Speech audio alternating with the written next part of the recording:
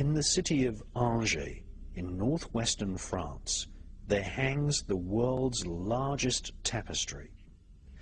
The tapestry depicts the multi-headed devil in the form of a red dragon, and many scenes which illustrate the final book of the Holy Bible. The full title of this book is John's Book of the Revelation of the Apocalypse, which describes the future end of the world. It was dictated to the apostle known as John, as he lay with his head inserted into a niche in a cavern on the Greek island of Patmos. The entire Book of Revelation was dictated to John by spirits. The Angers tapestry hangs in the castle once owned by the Angevin royal dynasty, who controlled thrones in France. It was in this part of France that many of the grimoires were published. The door to Angers Cathedral features sigils found in the grimoires. Many churches and cathedrals throughout Europe and Britain are actually Kabbalistic magical temples masquerading as churches.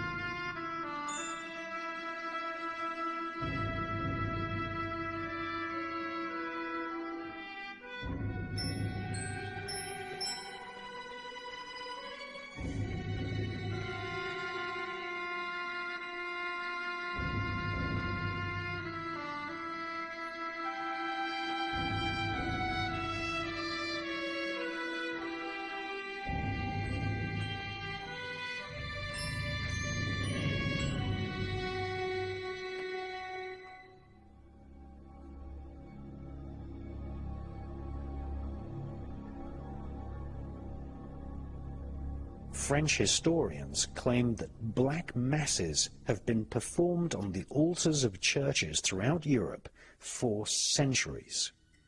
In Great Britain, many churches allow their facilities to be used by Freemasons without realizing that the psalms of Freemasonry are the exact same psalms which are chanted by magicians who wrote the magical grimoires. These psalms are fundamental to the art of summoning spirits and demons. Whilst medieval witch hunts forced herbalists into hiding from the Vatican's bloodthirsty inquisitions, the royal Angevin elite in France resided in their castles, studying the intense imagery of the Revelation, where the devil is a shape-shifting, multi-headed red dragon.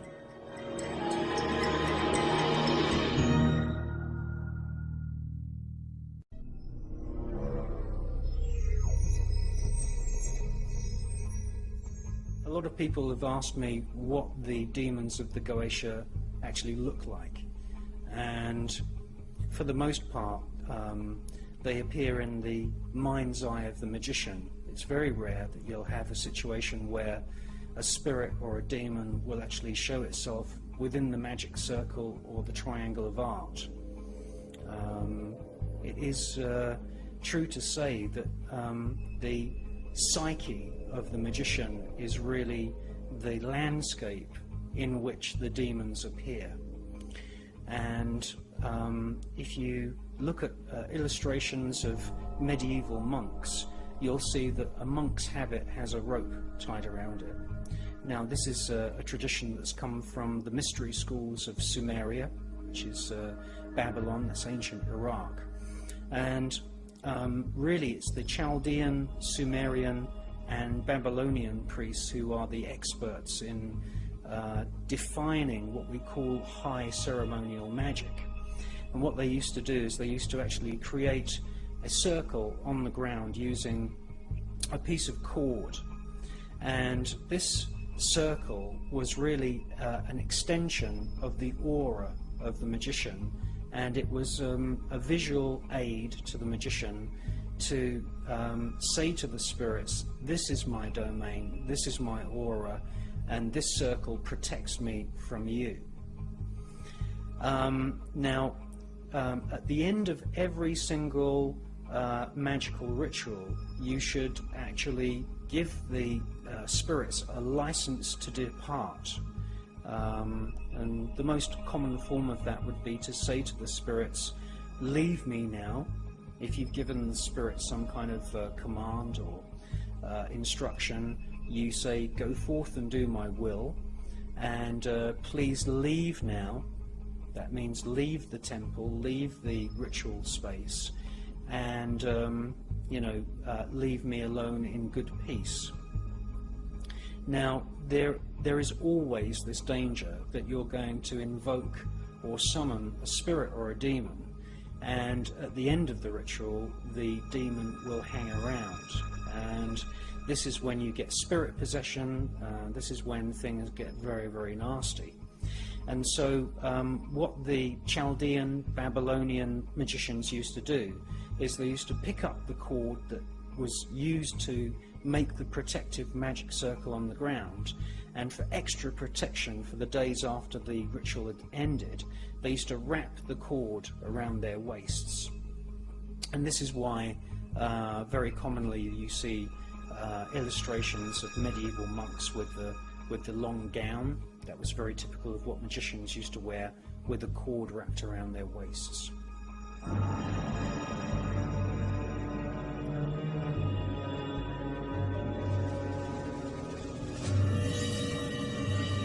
Iraq, for many centuries, was the center of magical tradition in the Persian Gulf.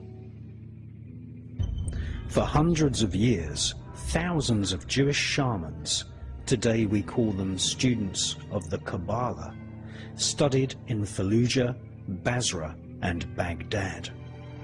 In the 1950s, after the formation of the State of Israel, more than 120,000 Jews emigrated from Iraq.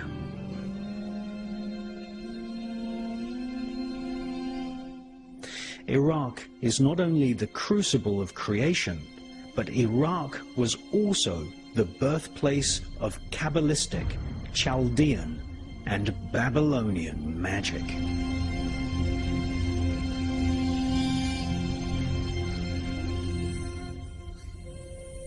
The secret teachings of the mystery schools of Baghdad eventually spread to Egypt, where centuries later the royal pharaohs would use dark mirrors to contact spirits.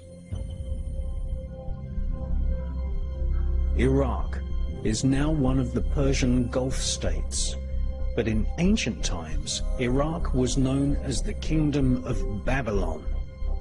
The name Babylon means the gate of the gods. In ancient Baghdad, there once stood giant statues of bulls with human heads. This was the famous Babylon Gate, which today, like so many treasures from this ancient land, is now on display thousands of miles away in the British Museum. The so-called Babylon Gate of the Gods was not just a physical gateway. The statues represented a psychic gateway, a portal where telepathic messages could be communicated to the ancient gods of the stars. The Baghdad Museum has a collection of stone tablets and statues illustrating what these star gods looked like. They were called the Anunnaki.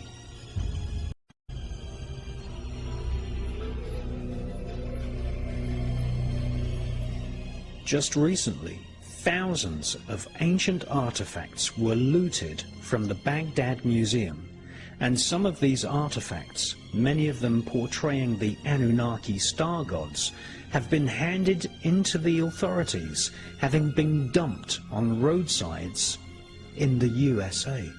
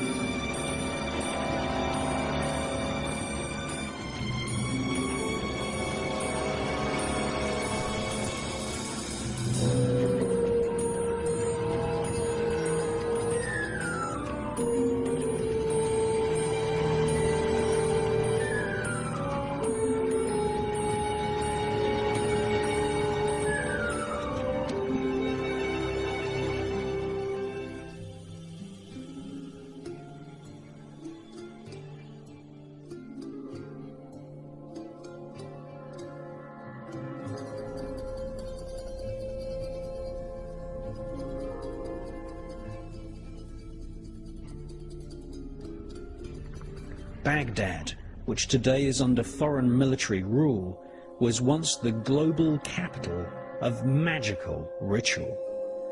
Thus, we see in the many museums recently looted in Iraq ancient manuscripts and stone tablets which explain a technique for drawing on the ground a magic circle. This circle was considered by the magicians of ancient Iraq to be a physical representation of the aura of the human spirit. Around the circle, the Babylonian mystics would write the names of spirits which guard the 4 cardinal points of the universe. The mystic would then inscribe in the air a pentagram and stab this imaginary pentagram with a magical sword, banishing any unwanted spirits from the temple. Bait, in the form of little gifts or offerings, would be laid out on a table inside the circle, and the name of the spirit which the mystic wanted to converse with would be chanted. A piece of polished metal or glass was used to see or scry the faces of spirits. This became known as the dark mirror, and it became widely used by magicians working for the Egyptian royals, by the Oracle of Tibet, and also used to divine the most appropriate date for the coronation of Elizabeth I by her royal astrologer, Doctor John Dee. John Dee's dark mirror was recently on display at the Science Museum in London.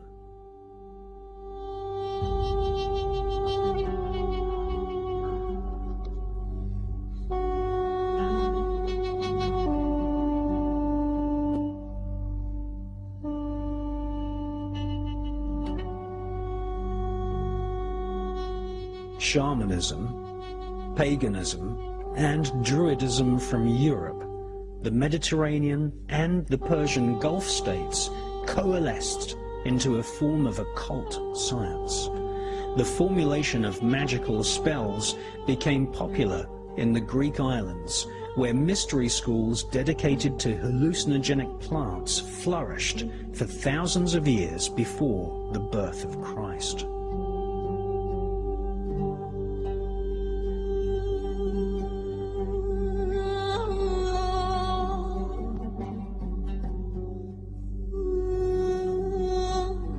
Archaeologists have uncovered magical papyri written in Greek which call forth spirits to aid healing, obtaining visions of the spirit world, exorcism, the attainment of beauty and love, and the destruction of enemies. These Greek magical spells influenced magical tradition across the Holy Lands and later influenced magical texts published in medieval Europe. The names of the spirits invoked in these magical ceremonies had to be called out accurately, with the correct pronunciation, in order to summon the correct spirit. In other words, the magician had to be good at grammar. And these European magical spells became known as grimoires, which is an old French term for grammar. If you invoked the wrong name, then you would end up invoking perhaps an astral corpse or an imposter spirit.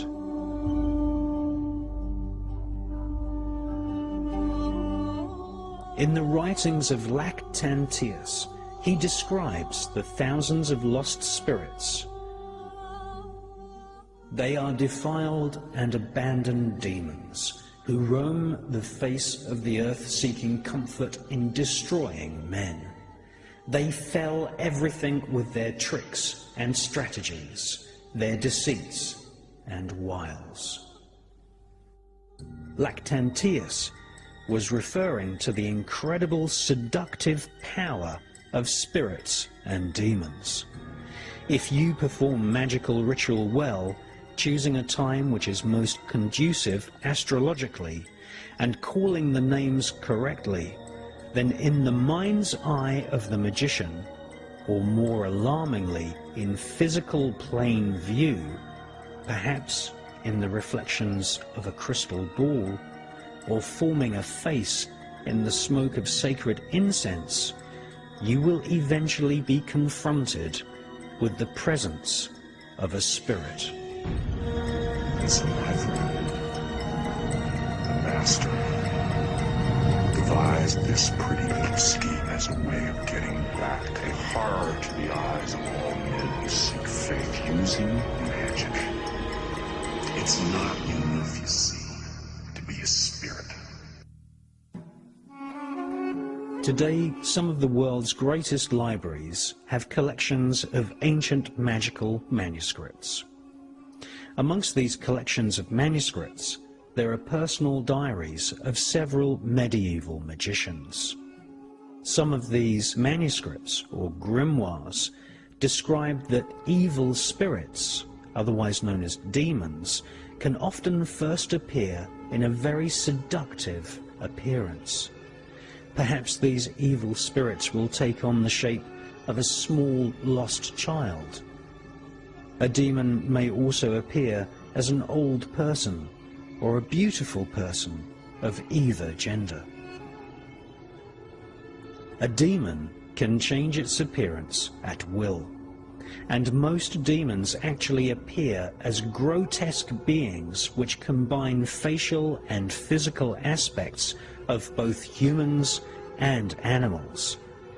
Sometimes they resemble monsters, with aspects of humans and animals all rolled into one ugly being.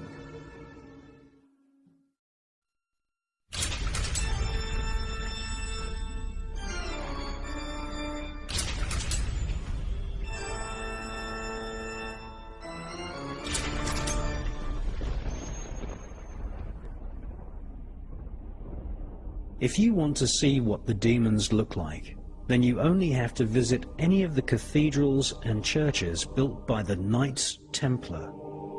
They built churches and cathedrals all over Europe in the 11th, 12th and 13th centuries. So-called gargoyles are actually representations of the demon spirits described in the ancient Book of Howling, otherwise known as the Goetia.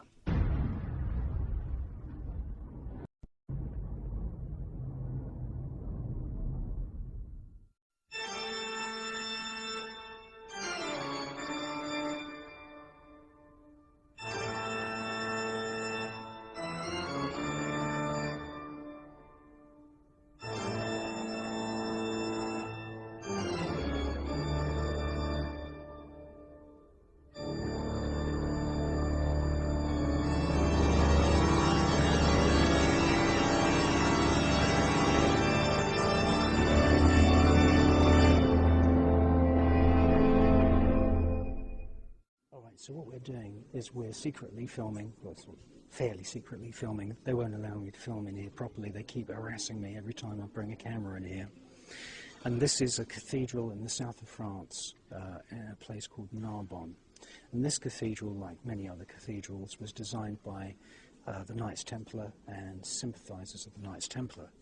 Now we know through the confessions of the Knights Templar that they were involved in black magic, and they had idols called Baphomets, and you know, really the big joke about these cathedrals is that people pay thousands of pounds to come on pilgrimages, say from Germany or Yugoslavia or somewhere, and they pay thousands of pounds for a pilgrimage to these cathedrals in the south of France, and people think they're going to have a wonderful Christian spiritual holiday. Well, that's far from the truth. The truth of the matter is that this is a Kabbalistic temple, and it contains carvings of most of the demons that you find in ancient magical scriptures, such as the Ars Goetia, the Testament of Solomon, the Clavicule of Solomon, and many of the other magical texts that have made their way into Europe from ancient Babylon, ancient Chaldea, which is a province of Babylon, and from Sumeria as well.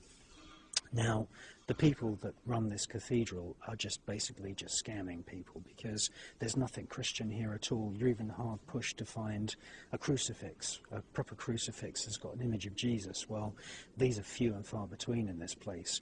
There's no blueprints of this cathedral in existence whatsoever. That's nothing unusual. The blueprints were usually sketched into plates of wet wax or wet clay, and then they were destroyed after the cathedrals were built.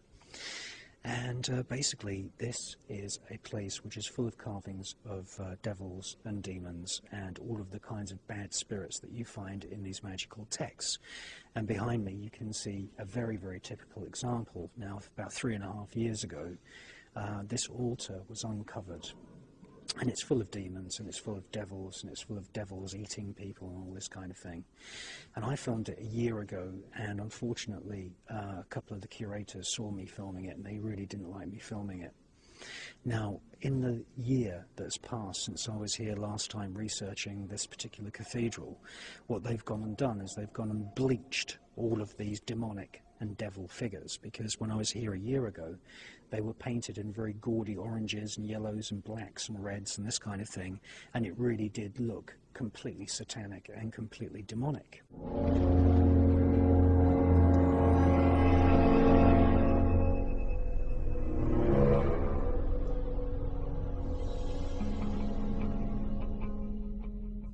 So what they've done in the last year is they've gone and bleached all of that paint off to try and make it sort of blend in with the rest of the cathedral.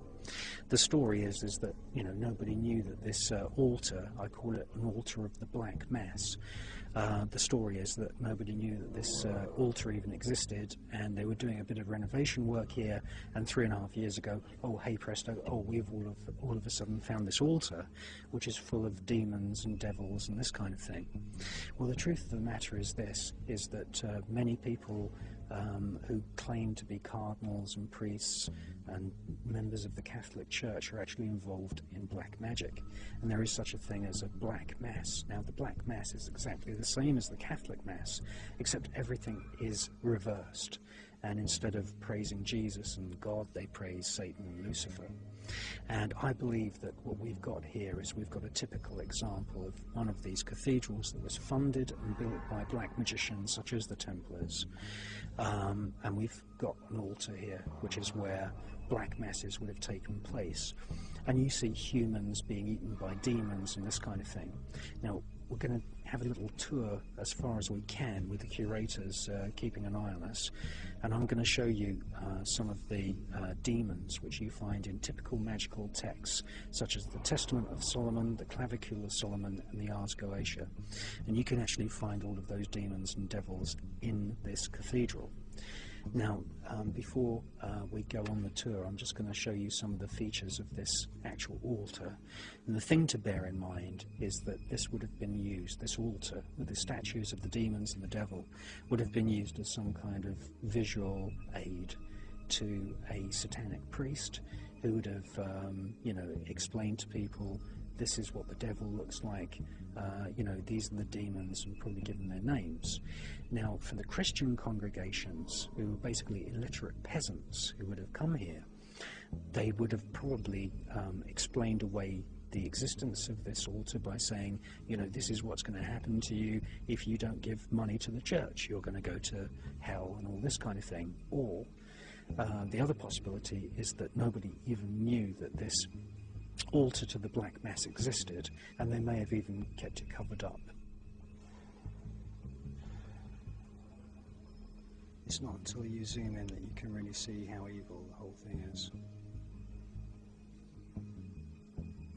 There's all kinds of winged demons, griffins, devils. If there's any humans depicted, then they're usually depicted as being boiled or eaten, or having their limbs crushed and broken. What about these figures up here? Are they saints or are they just... Well, they're meant to be, but you know, it's just basically a cover story for having this evil altar. You see griffins there, all kinds of weird things. And then, yeah, at the center of this entire horrible altar, you've got this mouth of a monster with another monster inside, and to the left of the monster inside the mouth there's a cauldron full of people being boiled and other people, and there's people being hung as well. You may, ask yourself, what's this actually doing in a church? It's so evil. It's like a kind of medieval version of a Hammer House of Horror movie.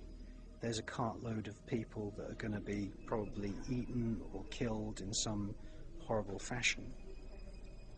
And it's important to remember that the Knights Templar were very, very much involved in the design of these kinds of cathedrals, and it's no wonder that guilds of Freemasons were formed, and they secretly worked on these buildings and then destroyed all of the blueprints. But all the paint, as you can see behind, it was painted in very, very gaudy colours, and what's happened in the year since I was here last is that all that paint's been bleached off to try and make it blend in with the rest of the cathedral, I suppose in order to stop people like me from asking awkward questions. Now the cover story is that you've got, some kind of Mary and Jesus figure standing on top of the devil. But as far as I'm concerned, it's strange that this altar was covered up and not known about up until 3.5 years ago.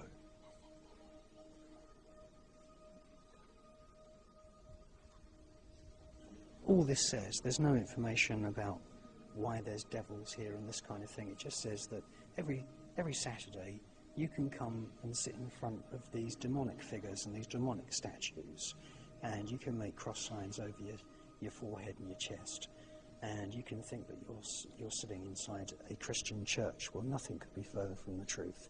Why, out of all of these individual chapels in this gigantic cathedral, have they chosen this particular demonic kind of altar to have all of the Christian ceremonies?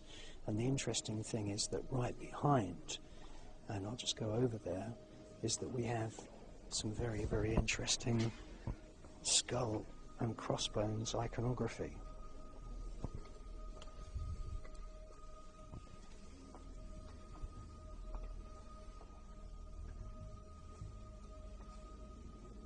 I don't think that's very Christian at all. The expressions on these monks, if indeed they are monks, I believe that they could be Knights Templar. As you can see, their expressions are very, very strange.